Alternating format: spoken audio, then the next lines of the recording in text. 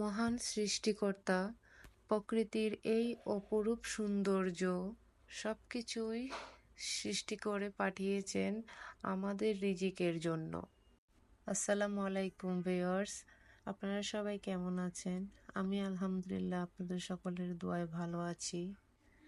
আপনারা ভিডিও দেখেই বুঝতে পারছেন আমি আজকে কোথায় গেলাম। আমি আজকে আমার বাবার বাড়িতে।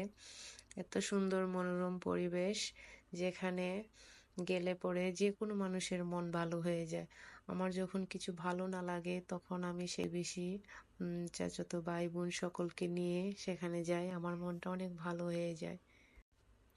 এই জায়গাটাকে সবাই, আমাদের গ্রামের সবাই আঞ্চলিক ভাষায় সম্ভবত এটা একটু জায়গাটা একটু উঁচু স্থান, তো তাই একটু হাফ পাহাড় বলে সবাই ডাকে। আসলে সেখানে ফসল ফলাদি খুব ভালো হয়। যে আপনারা দেখতেই পাচ্ছেন অনেক সুন্দর ফসল বাঁধাকপি, তারপর অনেক সুন্দর বাঁধাকপিগুলা হয়েছে। মানুষের যত্ন, কৃষকের যত্নে এই ফসলগুলা হয়েছে, এত সুন্দর করে হয়েছে মাঠের মধ্যে, দেখতেই পাচ্ছেন আপনারা। আর আমরা সবাই যখন এখানে যাই অনেক মজা হয়। আর আমি গেলে তো মনে করেন কিছু কিছু ভিডিও ক্লিপ নিয়ে নেই, আমার খুব ভালো লাগে। তাই এই দেখতে পাচ্ছেন এখানে মূলা শাক, কত সুন্দর সবুজ কচি কচি মূলা শাক।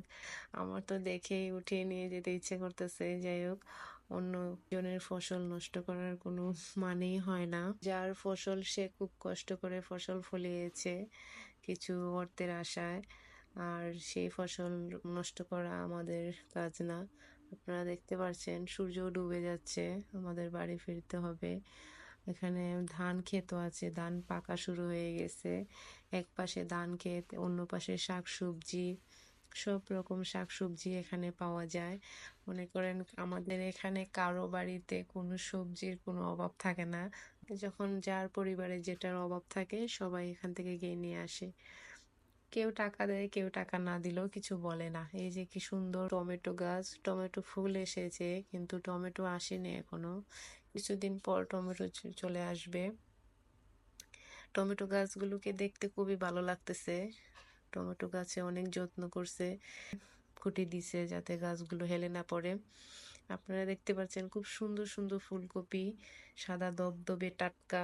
বাজারে যেমন দেখতে পাওয়া যায় অনেক সময়, মানে কচুরমুখী ক্ষেত আছে এখানে, কৃষকেরা জন্মিয়েছে। জায়গাটা দেখতে খুব সুন্দর, চারপাশটা অনেক মনোরম নিরিবিলি। এই পাশে বেগুন গাছ আছে, বেগুন গাছগুলো বেশি বড় হয় নাই।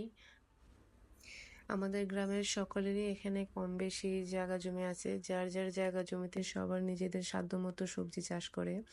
আমি এখন চলে যাচ্ছি, আপনারা সবাই আমার ভিডিওগুলো দেখবেন এবং আমাকে সাপোর্ট করবেন। দেখা হবে, আল্লাহ হাফেজ।